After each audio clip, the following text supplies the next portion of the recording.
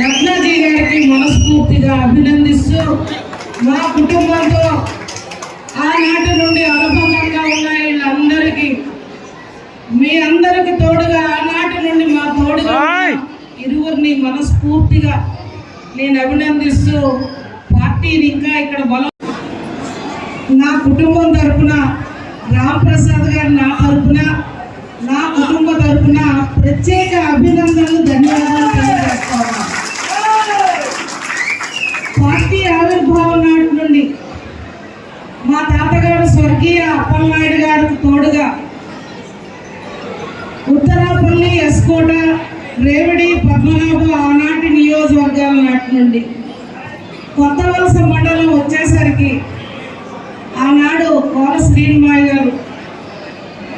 అలాగే నక్కరాజు చిన్నరాము గారు, అదేవిధంగా పార్టీ నాటి నుండి